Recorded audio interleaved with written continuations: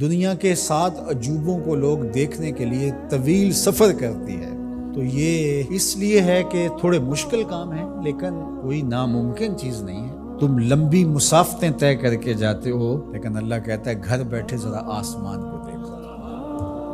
1 fit کی tile دنیا کا بڑے سے بڑا معمار بغیر کسی سپورٹ کے یا ستون کے کھڑی نہیں کر سکتا۔ اتنا بڑا آسمان بغیر ستونوں کے اس نے کھڑا کیا ہوا ہے۔ ذرا غور تو کرو، تدبر تو کرو، زمین کو دیکھو، زمین کیسے ہموار کر دی گئی۔ اللہ اکبر، دیکھنے کو تو مٹی ہے، لیکن اس مٹی کے اندر جب بیج ڈالتے ہیں تو مٹی کا رنگ کیسا ہے، اور جو بیج اگتا ہے وہ کونپل کا رنگ سبز ہوتا ہے۔ پھر اس کے اوپر شاخ، اور شاخ کے ساتھ پتے، پھر پتوں کے ساتھ کلیاں، اور کلیوں کے ساتھ پھر غنچے اور پھول، اور پھر پھل، اور پھل میں بھرا ہوا رس، رس کے اندر مٹھاس، اور اس کے اندر طبی خواص اور توانائی۔ مٹیالی زمین سے اگنے والے پودے کے رنگ میں سرخیاں کہاں سے آ گئیں؟ اس کے پتوں میں سبزی کہاں سے آ گئی؟ زمین کو سیلی ہے، لیکن اس سے نکلنے والے پودے کے اندر رس اور مٹھاس کہاں سے آ گئی؟ تم اپنی مٹی کو دیکھو اور آسمان کو دیکھو، کہیں ایک قدم بھی چل کے نہ جاؤ، تم خدا کو ماننے پہ مجبور ہو جاؤ گے۔ حضرت شیخ فرید الدین عطار کا ایک شعر مجھے یاد آیا، کیا خوبصورت بات کہی۔ سانئے کزتی سلاتی می کند، کیسا کاریگر ہے، مٹی سے بادشاہ بنا دیتا ہے۔ یہ جو زبان بول رہی ہے یہ مٹی سے بنی ہوئی ہے، یہ جو آنکھیں دیکھ رہی ہیں یہ مٹی سے بنی ہوئی ہے، یہ جو کان سن رہے ہیں یہ مٹی سے بنے ہوئے ہیں، یہ دماغ جو سوچ رہے ہیں اور جو صغرے کبرے ترتیب دے رہے ہیں، جو کہا گیا وہ بھی، جو میں کہنا چاہ رہا ہوں وہ بھی یہاں گھوم رہا ہے، یہ دماغ بھی مٹی کا بنا ہوا ہے۔ یہ سیاہ گھنے بال، یہ خوبصورت چہرہ، یہ رنگوں کی سجی ہوئی دنیا، یہ سب کچھ مٹی۔ یہ پھول مٹی سے نکلا، یہ انار مٹی سے نکلا۔ انار کے اندر جو پیکنگ ہے یہ مٹی کی بنی ہوئی ہے، اس کے اندر جو رس رکھا ہوا ہے، بھرا ہوا ہے، وہ بھی مٹی سے پیدا ہوا ہے، اس کے اندر مٹھاس بھی مٹی سے آئی۔ کیسا کاریگر ہے جو مٹی سے کبھی انگور بناتا ہے، کبھی کھجور بناتا ہے، کبھی اسی مٹی سے سبزیاں پیدا کرتا ہے، کبھی اسی مٹی سے پھل پیدا کرتا ہے۔ تو یہ مٹی سے اس نے کیا کچھ بنا دیا۔ اگر آپ دیکھ لیجئے یہ پوری کائنات مٹی سے بنی ہے۔ یہ جو خوبصورت میز آپ کو دکھ رہی ہے یہ کہاں سے نکلی؟ یہ درخت سے آئی نہ، درخت کہاں سے نکلا؟ یہ مٹی سے نکلا۔ یہ لوہا کہاں سے نکلا؟ یہ مٹی سے نکلا۔ یہ ستون کہاں سے آیا؟ مٹی سے۔ یہ قالین کہاں سے آیا؟ یہ جو کپاس اگتی ہے اور یہ کپڑے بنتے ہیں یہ کہاں سے آئے؟ آپ بولیں گے مٹی سے۔ اپنے عضو کو دیکھ لیجئے، یہ سب مٹی سے بنے ہیں۔ آپ نظر گھما کر کے دیکھ لیں، آپ کو جو بھی شے نظر آئے گی آپ کو مٹی سے نکلی، زمین سے نکلی ہوئی دکھائی دے گی۔ غور کر لیں، تدبر کر لیں۔ اللہ اکبر، یہ شہنشاہ، یہ کج کلا، یہ کاریگر، یہ شاعر، یہ ادیب، یہ فلسفی، یہ بال کی کھال ادھیڑنے والے، یہ باتوں میں حسن پیدا کرنے والے، یہ شعر و دنیا کے بڑے بڑے جادوگر، یہ کہاں سے نکلے؟ جواب آیا مٹی سے نکلے۔ واختلاف اللیل والنہار، دن اور راتوں کا بدلنا۔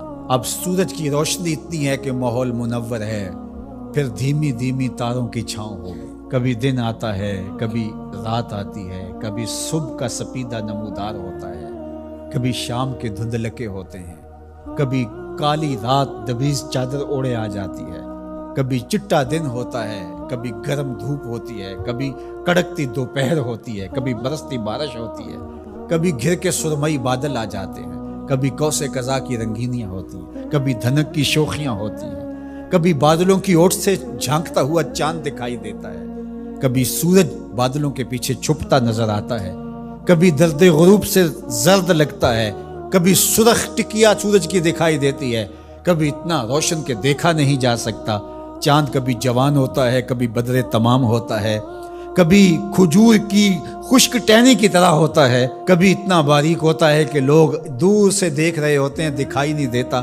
کیا رنگ ہیں، کیا جمال ہے، کیا کیفیت ہے۔ والفلک التی تجری فی البحر، اور کشتیاں جو سمندر میں تیر رہی ہیں۔ 1 فٹ کا لوہا لے کر کے آپ پانی میں پھینکو ڈوب جائے گا، لیکن ہزاروں ٹن وزن لیے ہوئے اس میں لوہا بھی ہے اور بھی چیزیں ہیں، ایک جہاز پانی میں تیرتا ہوا ایک ساحل سے دوسرے ساحل تک پہنچ جاتا ہے، ڈوبتا نہیں ہے۔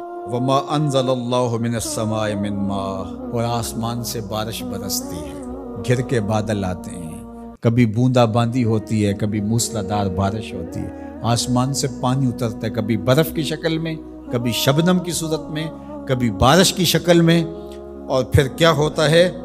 فَأَحْيَا بِهِ الْأَرْضَ بَعْدَ مَوْتِهَا، زمین مری ہوتی ہے پھر زندگی آ جاتی ہے۔ یہ جو فیوجی پہاڑ ہے جاپان کے اندر غالباً، یہ سال میں 4 رنگ بدلتا ہے۔ ایک وقت آتا ہے برف سے بالکل سفید ہو جاتا ہے، پھر وقت آتا ہے کہ برف اترتی ہے تو اس کی سیاہی، اس کا رنگ نکھر کے سامنے آتا ہے، پھر اس کے اوپر سبزہ اگتا ہے تو پورا سبز ہو جاتا ہے، اور اس کے اوپر اگنے والے سبز کے اوپر لگنے والے جو پھول ہیں وہ سرخ ہیں، پھر وہ بالکل سرخ ہو جاتا ہے۔ کبھی دیکھیں تو وہ آپ کو سفید چادر اوڑے کوئی لیٹا ہوا دکھائی دیتا ہے، اور کبھی وہ مہیب سیاہ رنگ کا پہاڑ دکھائی دیتا ہے، اور پھر وہ سبزے کی چادر اوڑھ کے ملنگ بن کے بیٹھ جاتا ہے، اور پھر وہ دلہن بن کے سرخ رنگ کا جوڑا پہن کے نیا نظارہ دے رہا ہوتا ہے۔ تو پہاڑ تو ایک ہی ہے لیکن رنگ اس کے کئی ہیں۔ لآیات لقوم یعقلون، اللہ فرماتا ہے یہ نشانیاں ہیں اہل عقل کے لیے، اگر وہ تدبر کریں، غور کریں، تفکر کریں۔ جب کوئل کی آواز آتی ہے تو اس کے لہجے کے اندر یہ درد کس نے رکھا ہے؟ جب بادل گھومتے ہیں اور پانی لے کر کے ٹنوں کے حساب سے گھوم رہے ہوتے ہیں تو یہ کس نے سہار رکھا ہے ان کو؟ یہ آسمان بغیر ستون کے کیسے کھڑے ہیں؟ یہ زمین سے سبزے کیسے اگتے ہیں؟ ہم آکسیجن اپنے لیے ان ہواؤں سے کیسے کشید کرتے ہیں؟ رحم مادر کے اندر نقش و ونگار کیسے بنتے ہیں؟ زندگی کی رمق کیسے آتی ہے؟ حیات جاویداں کا نور کیسے ملتا ہے؟ رنگوں کی کائنات کیسے آباد ہوتی ہے؟ بچپن سے لڑکپن، لڑکپن سے جوانی، جوانی سے بڑھاپا، اللہ اکبر، اسی کی شانیں ہیں۔ تو کہا اگر تم غور کرو، تدبر کرو تو تم اس کے وجود کا انکار نہیں کر سکتے، اور جس تمہارے ایک رب نے یہ سب کچھ پیدا کیا، تمہارا حق ہے کہ تم اسی کو معبود مانو۔ تمہاری پیشانی، تمہاری جبین نیاز کسی اور کے آگے نہیں جھکنی چاہیے، تمہارا سر جھکے تو مالک کی دہلیز کے اوپر۔